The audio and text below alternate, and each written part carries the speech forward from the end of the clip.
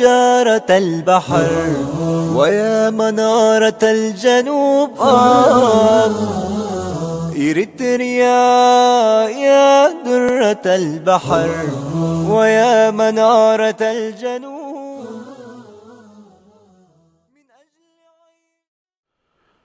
بسم الله الرحمن الرحيم. الحمد لله رب العالمين، والصلاة والسلام على نبينا محمد وعلى آله وصحبه أجمعين. مشاهدي الأكارم، سلام الله عليكم ورحمته وبركاته. أهلا وسهلا ومرحبا بكم في برنامجكم الدائم قضايا إريتريا.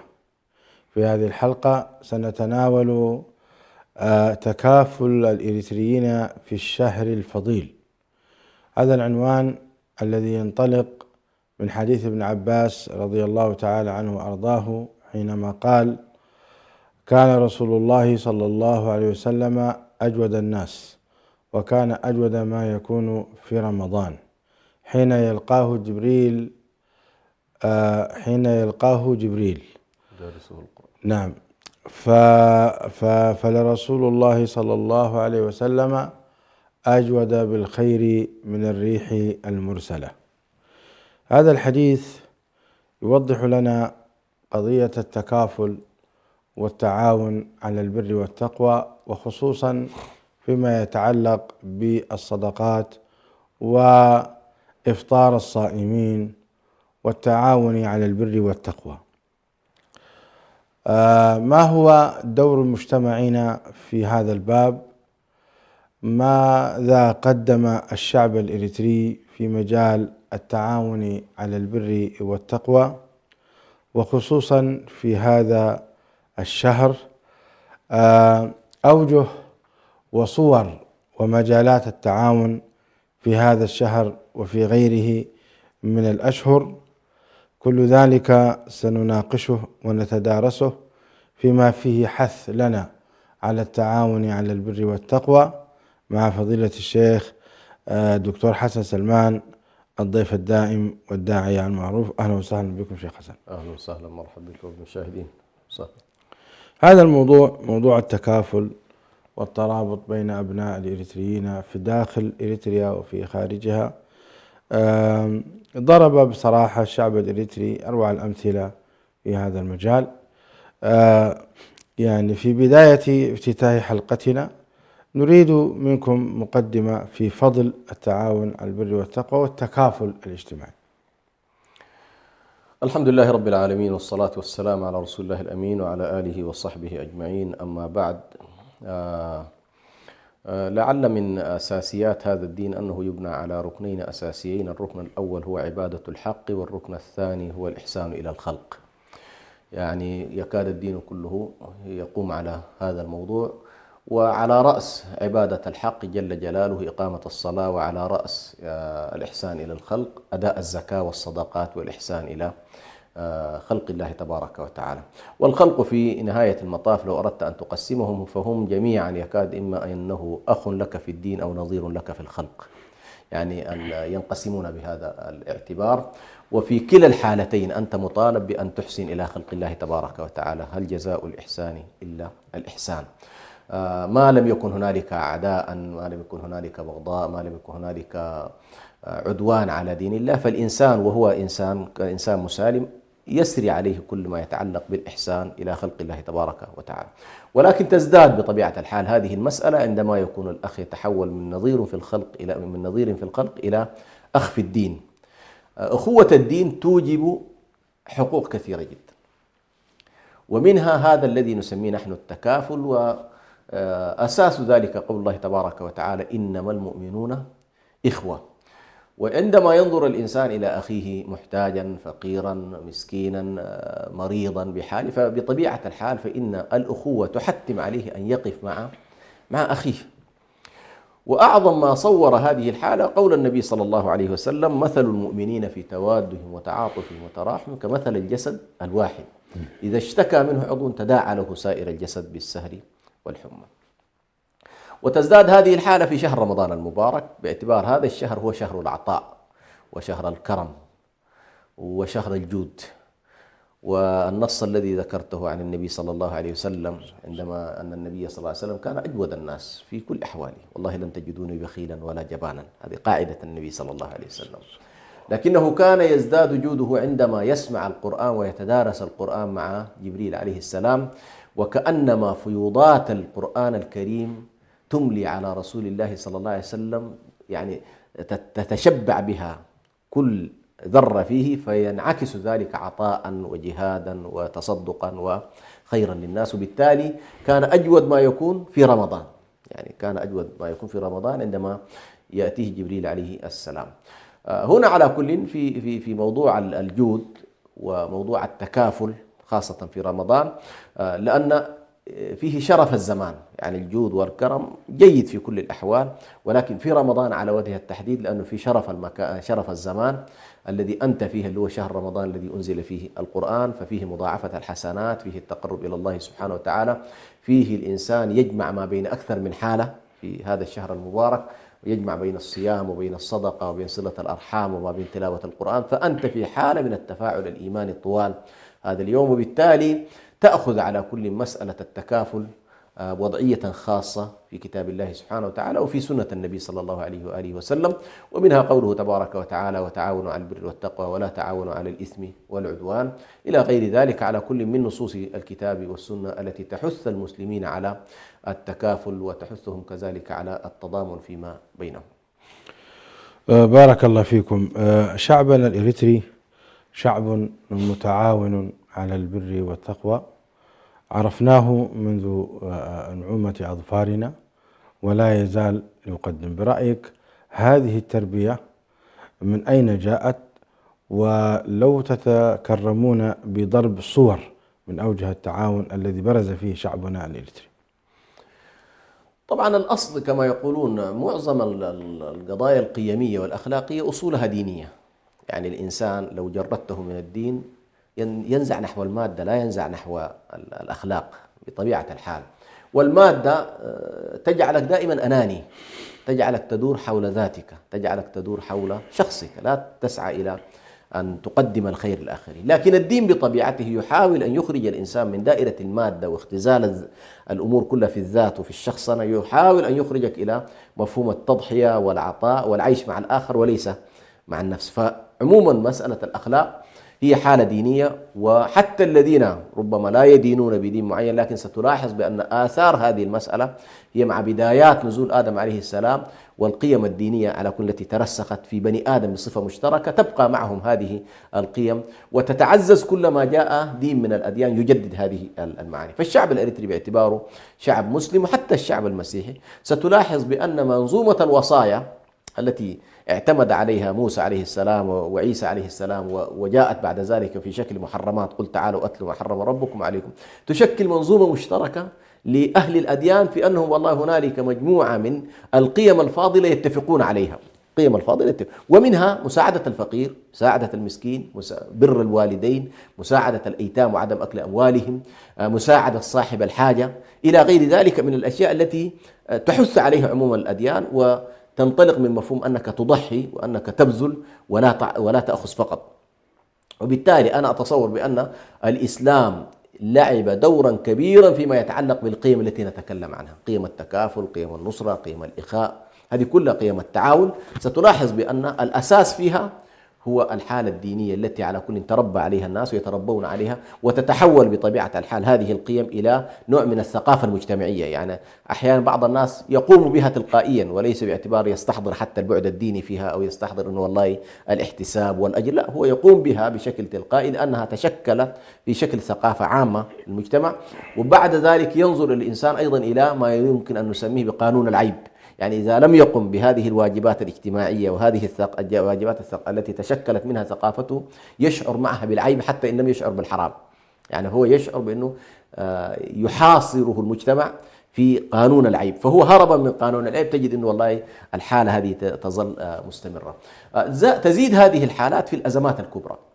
أعتقد أن مرحلة الثورة الإريترية اللي هي 30 سنة التي خاض فيها الشعب الإريتري كانت هذه من أعظم الفترات التي تبرز فيها القيم الفاضلة وقيم التكاتف وقيم التعاون. لماذا؟ لأنه في هذه اللحظة كثير من المجتمع يكون ليس له ولي أمر، يعني ولي أمره ذهب إلى الثورة مقاتلا وترك أطفال، ترك امرأة، ترك كذا، فتجد باقي المجتمع ينظر إلى هؤلاء بأن والله هؤلاء يجب أن لا يعيشون حالة الحرمان، لأن هذه المسألة خطيرة جدا في الثورات.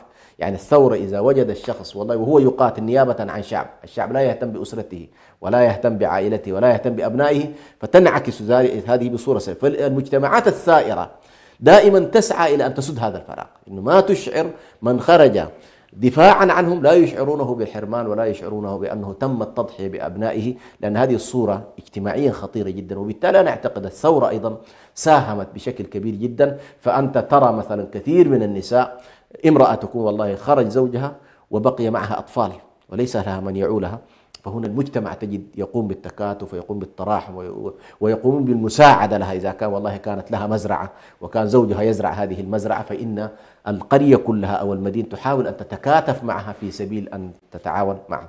أو يقومون مثلا بما يمكن أن نسميه الجمعيات الخاصة التي تتعاون في بعض الأمور، أو تأخذ أحيانا شكل قبلي بحيث والله القبيلة تهتم بأفرادها إلى غير ذلك، على كل من الأشياء اللي ممكن تنتجها على كل حالة الأزمات في هذا الجانب. فأنا أتصور على كل الحالة الدينية الأولى زائد حالة الثورة وما تمليه على كل من الناس على أهمية التضامن والتكافل، سواء كان هذا الشخص والله ذهب إلى القتال أو تم سجنه نتيجة أنه هو كان يعين الثوار. في كل الأحوال المجتمع يقوم بالتزاماته بطبيعة الحال، وهذه أنا أعتقد مستمرة إلى يومنا هذا السلوك اللي على الأقل اكتسبه الشعب الإريتري من أخلاقياته الدينية ومن مرحلة الثورة التي شكلت كذلك الكثير من وجدانه. أعتقد على كل هذه الحالة مستقرة وموجودة إلى يومنا هذا. فتجد أنت مثلا التعاون فيما يتعلق بمساعدة الأسر، مساعدة الأيتام، في الحالة الزراعية مثلا تلقى أن الناس والله يخرجون مع بعض لمساعدة شخص في مزرعته. في إطار مثلا الرعي أيضا لا يترك الشخص الذي مثلا خرج القتال وحده، إنما يعان. على كل هذه من الأشياء اللي ربما نلاحظها بشكل كبير.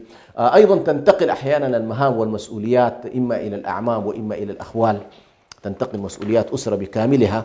تجد أنه والله شخص 30-20 سنة يكون خلاص خرج إلى القتال وربما ترك أولاده وفي مناطق ليست فيها سيطرة للثورة، فلا يرى مثلا أبنائه لسنوات طويلة. هذه الفترة كلها تنتقل مسؤوليات الأسرة إلى شخص آخر، إما إلى إخوانه هذا الذي خرج، وإما إلى والده، وإما إلى أخواله من جهة أيضا زوجته، أخوال الأبناء، وهكذا. ستلاحظ أن هذه على كل في المجتمع الإريتري كانت ظاهرة وكبيرة جدا يعني.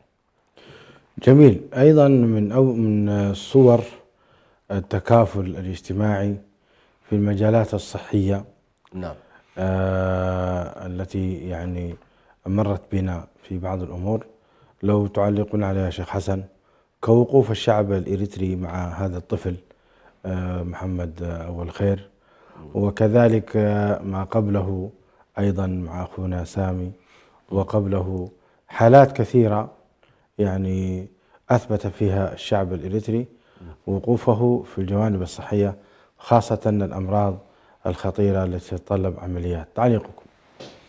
أحسنت. حقيقة الموضوع بتاعت التفاعل مع الحالات الصحية يكاد يكون تلاحظه في مختلف المواقع، تلاحظه في السودان، تلاحظه في المملكة العربية السعودية، تلاحظه في أثيوبيا، تلاحظه في أوروبا، تلاحظه حتى عندنا هنا في تركيا أيضا منذ فترة. والسبب في ذلك أن الحالة المرضية ليست حالة مخبوءة أو لا يعرف الناس عنها. يعني ممكن أنت تشك في فقر الإنسان ومسكنته وإلى أي مدى حاجته، ممكن تشك في أنه والله مديون أو غير مديون، يعني ممكن الإنسان. لكن سبحان الله أول ما ترى أن هنالك شخص مريض ودخل المستشفى والأهل كلهم تقريبا يتفاعلون مع هذه الحالة، الحالة الإنسانية سبحان الله تجدها دائما ترتقي بمستوى كبير جدا. وهذه كما تفضلت يمكن لاحظناها بشكل كبير وتتسع. في البداية تحرص المجموعات أنه والله الأسرة تقوم بما يلزم. في البداية ما تحاول أن توسع هذا المجال، فتجد الأسرة فيما بينها تحاول أن تسعى. إذا تضخمت الحالة واتسعت وصار الصرف أكبر من حاجتهم، ينتقلون إلى الأقرب فالأقرب إلى أن تصل فعلا الحالة ربما تعمم من خلال الوسائط المتاحة. فنحن على كل لاحظنا بفضل الله سبحانه وتعالى تفاعل الشعب الإريتري مع حالات المرضى. يمكن لاحظته في حالة ولد علي مثلا، وحالة أيضا صحيح. هذه كلها الناس كيف كان سبحان الله. وأنت شفت حجم الصرف اللي كان موجود مثلا في المستشفيات أحيانا فقط. صحيح. حدثنا يا شيخ حسن عن حالة علي، كيف مرت بك وكيف تفاعل الناس معك، ويعني إذا كان ليس عليك حرج فذكر هذه أنت ذكرت ذلك. حقيقة كان هي موقف والله مناسبة حقيقة مناسبة، لأنه الإنسان كما قال النبي صلى الله عليه وسلم: من لا يشكر الناس لا يشكر الله. يعني لا يزال الإنسان عالق في ذاكرته تلك الوقفة وتلك الحالة، لأنه نحن الحالة مرت بمرحلتين. المرحلة الأولى كانت في السودان، تحملها حقيقة أهل السودان بشكل كبير، يمكن نحن لم ندخل فيها في الخارج، مع أن بعض الإخوة جزاهم الله خير من بريطانيا وغيرها تفاعلوا حتى في الوضع مرحلة السودان. هذه المرحلة كانت صعبة جدا، يعني أنت أمام مستشفيات في وقتها. طبعا النظام يكاد يكون في السودان نظام، كان النظام الصحي ساقط وخارجين من حالات كورونا وكل شيء فيها، لا أطباء ولا أدوية ومع ذلك سبحان الله الصرف اليومي يصل معك إلى $1000. يعني تتصور الصرف اليومي فقط لأنه والله أدخل إلى غرفة الإنعاش حتى نرتب موضوع المجيء إلى تركيا. يعني هذه الفترة يمكن أخذت مننا ما لا يقل عن 20 يوم يا الله في الإنعاش. وسبحان الله نحن نواجه أنه أيضا احتمال كبير بحالته هذه لا يركب الطائرة، فبيجينا في مشكلة. طبعا هذه من الخفايا اللي قد لم تكن مبثوثة. فاتصلت بواحد من الإخوة المشايخ صاحب رقية وكذا، بعد ما خلاص عملنا التأشيرة وكل شيء، بقى إشكال إنه والله لا يستطيع الآن لا يركب الطائرة بحالته اللي هو موجود فيها الغيبوبة، ما يستطيع. فماذا نفعل؟ فبقينا في مشكلة. فسبحان الله اتصلت بأخ قلت له اذهب وأرقي على الولد. فذهب وجلس معه جلستين. يا سلام. أفاق في هذه الفترة. الله. أيوة والله. الله. بعد غيبوبة 8 أيام تقريبا الولد أفاق. الله. فجاء الطبيب سبحان الله وشاف الحالة، إيش الحاصل؟ قال له ما في شيء، ما خبرنا بأنه نحن عملنا رقية. سبحان الله في هذا التوقيت، توقيت اليومين الثلاثة اللي أفاق فيها، دخلنا المطار. ممتاز. دخل المطار وجاء عندنا. طبعا هنا مكث 35 يوم، كانت أيضا من في تركيا. في تركيا 35 يوم. وأنت سبحان الله كل ما تقدم شخص للتبرع يقولوا لك هذا ما صالح، هذا ما صالح، هذا. فبيجينا في إنه نأتي بأخت الولد من مصر وتأتي إلى السودان، ومن السودان أيضا هذا كله مصاريف أنت في المستشفى. الله. فعلى كل صراحة يعني هذه الحالة لو الإنسان يعني حينها تدرك معنى التكافل، تدرك تماما معنى التكافل. ونحن عرضنا كل ما عندنا، لأن هذا فوق الطاقة تماما. يعني الأسر توقفت، يعني موضوع السودان مص كل ما لدينا. ثم خلاص آخر معركتنا كانت إنه نحن نبيع بيتنا اللي في السودان. آخر ما لدينا إنه والله بيت الأسرة يباع حتى نحاول. فالله سبحانه وتعالى سد هذا الباب، لم يحصل البيع الحمد لله، وجزاهم الله خير. على كل ظلت القضية كلها نحن كيف الآن سيكون موضوع $50,000 للعملية، ونحن هنا مستهلكين يا الله. مستهلكين يا الله. فإذا سبحان الله تأتي الأيام الأخيرة في العيد، ونوجه الناس انه ادعوا الله سبحانه وتعالى في هذه الايام. عيد الاضحى. عيد الاضحى. نعم. والاطباء حذروني قالوا لي بعد العيد نحن ما حنسمح لك بالتاخير والولد خلاص وكذا. قلت لهم لعل الله يفرج الامر، الله اعطانا اياه وان اراد ان ياخذه سياخذ. نعم. لا تنزعج. فاتصلوا علي بعض الاخوه اليمنيين وبعض الزملاء من منى، قالوا ان شاء الله هذا الحج سيكون دعاء للولد. الله. لا تنزعج ولن تحصل عمليه. الله. بهذا الله. فبفضل الله خرجنا من العيد والكبد عملت بعد ذلك. حتى الأطباء محتارين كيف إنه والله حصل هذا، كيف تعمل كبد وهم خلاص كبد تالفة منتهية، نسبة السموم وصلت في الدم إلى 80%. حجم الغسيل نحن بنغسل يعني أسبوعيا، نحصل غسيل الدم يومين في الأسبوع. الدخلة للعناية الغسيلة الواحدة $1000، يعني أنت $2000 في اليوم، ثم عندك من 300 إلى $500 السرير. يعني القصة أنت تصور الآن شخص لوحده في مثل هذا الموقف. فأنا حقيقة الواحد يعني بهذه المناسبة ما دام أننا ذكرنا، الواحد حقيقة يشكر كل الذين ساهموا ووقفوا وبذلوا، وشعر فيها الإنسان بحجم فعلا التلاحم وحجم. والله كثير من الناس لا يعرفوننا، يعني الواحد حتى تعرفوا فقط من الجروبات إنه والله حاصل كذا، بل بعضهم سبحان الله تجد خلاص يقول لك والله ارسل لي حساب. بعض زملاء عرب أخوة عاديين تجد إنه هذا النوع من التلاحم الإسلامي، هذا التلاحم الوطني إن صح التعبير، يعني أبناء الوطن الواحد يعني أدى فعلا من أستراليا أمسكها إلى كندا، يعني هذه المساحة كلها تفاعلت معنا بفضل الله سبحانه وتعالى. فهذه على كل نموذج كما تفضل. وبعد ذلك أنهي القصة على كل بفضل الله انتهى الموضوع، والولد كأنما أراد الله بهذا المرض أن ينقله إلينا، فصار مقيم معي، وأخته اللي جات تتبرع أيضا صارت مقيمة معي. طبعا هو شفي وتعافى، ما احتاج إلى العملية. نعم. الله سبحانه وتعالى أحياه، فأنا أقول له أنت يعني من الله عليك. والسموم راحت من الجسد بعد العيد تقريبا قلت السموم من 80% إلى 47، ثم لاحظوا بأنه خلاص ما دام قلت دون غسيل أدركوا أنه بدأت الكبد تشتغل. لاحظوا أخيرا خلاص وصلت 14، يقول الأمور قال بعد الولد خلاص بدأ يستعيد. سبحان الله أنه في فترة من الفترات كان نتيجة سموم الدم الود يدخل في غيبوبة، وأحيانا يدخل في هضرة، يعني يتكلم من كده. فالمهم بفضل الله سبحانه وتعالى أخيرا من الله علينا بعد 35 يوم من سبحان الله. فتدرك سبحان الله يا أخ برهان، تدرك حجم نعمة العافية. والله يعني كما قالوا الصحة تاج على رؤوس الأصحاء لا يراه إلا المرضى. المريض يدرك فعلا حجم هذه النعمة، وتدرك إنه والله لما هذا الكبد فقط يتعطل عشان تغسل أسبوعين. الآن عندنا أخ نسأل الله سبحانه وتعالى أن يشفيه ويعافيه، أخونا أبو حمزة، يعني من الإخوة حقيقة اللي وقفوا معي وقفة كبيرة مع موضوع الطفل. هو الآن طبعا أيضا يعاني من الكبد والغسيل وكذا. سبحان الله. يعني يمكن يوم، يعني كل يومين أظن أو يوم في الأسبوع 20,000 ليرة. فهذه النعم التي نحن نعيشها دون أن ندركها. كبد تعمل، القلب يعمل، الكلى تعمل وتغسل، ومع ذلك الناس حقيقة ما تدرك هذا الوضع. فعلى كل نحن يمكن. طيب مستوى الرقية في علاج ابنك ماذا كان مستوى يعني أثرها؟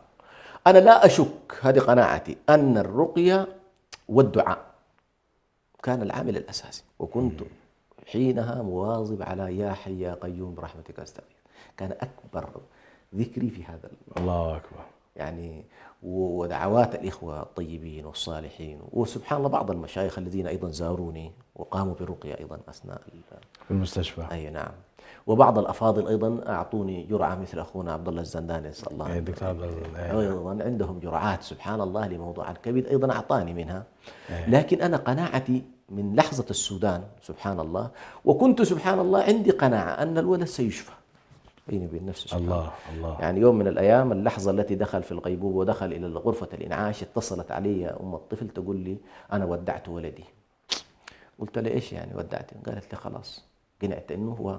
قلت لها أوحي بعد رسول الله صلى الله عليه وسلم، يعني جاءت خبر من السماء أن الولد سيموت؟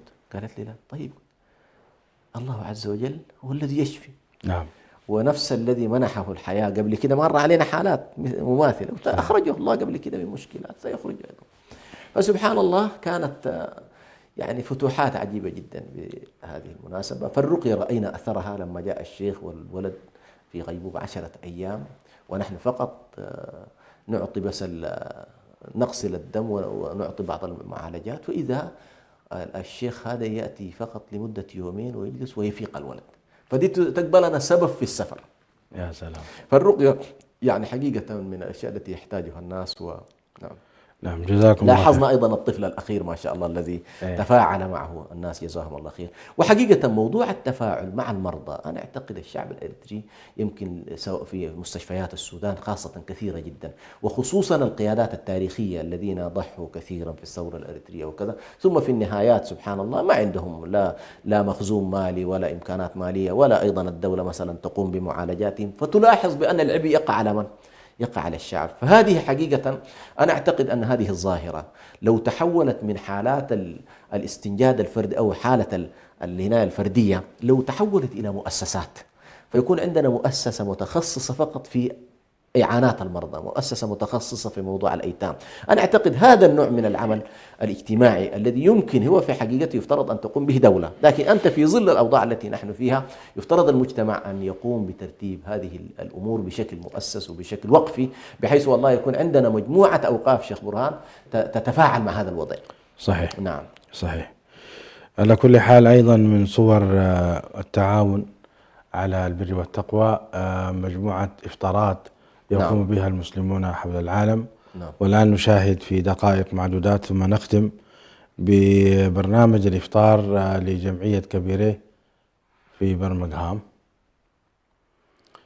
هذا البرنامج يعني الإخوة قاموا به في برمنغهام من باب التعاون على البر والتقوى والتكافل الاجتماعي، وكذلك من فطر مسلما كان له مثل أجره لا ينقص ذلك من أجورهم شيئا. وكذلك الجمعيات والمؤسسات تقوم على هذا. كبيرة وكافل وإيثار. أيضا إخواننا ما شاء الله في استراليا كان إفطارهم كجالية جدا، كجالية كان رائع جدا ما شاء الله يعني. تفضل يا إخوان.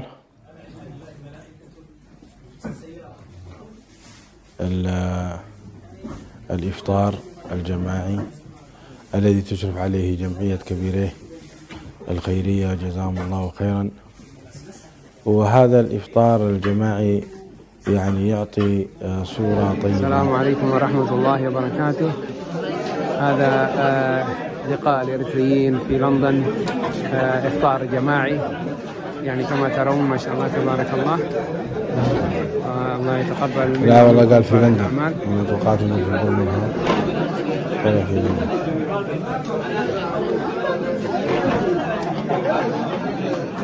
هذه جمعية كبيرة.